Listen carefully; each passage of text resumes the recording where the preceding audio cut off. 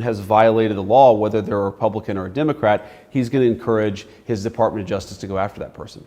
I want to turn now to the National Guard. Sure.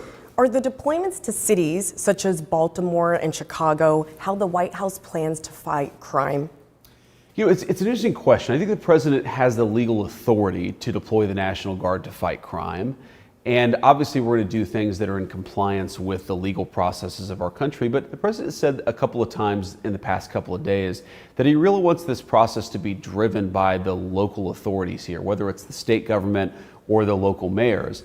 And I think that makes a lot of sense. I mean, look, we don't want to go in where we're unwelcome. There's a political reason, because what might very well happen is that these people, mayors or local governors, stand up and say, we don't want the National Guard, this is a dictatorship, Trump is a fascist, blah, blah, blah, blah, blah. We don't want people to stand up before a press conference and accuse the president of being a fascist, accuse the National Guard of being part of some dictatorial coup, when in private they're actually thanking us for bringing law and order back to these communities. So there's a political reason not to do it.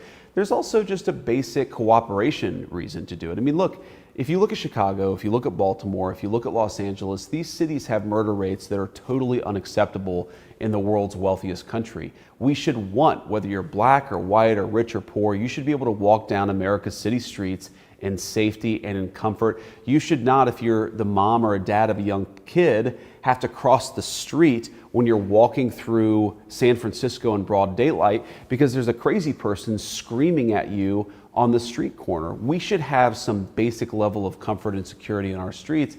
And what the president has said is if these local mayors and if the local governors want help, he is more than willing to provide it. I think that he could provide it even without their request. But fundamentally, the president, I think right now what he said is we want to work together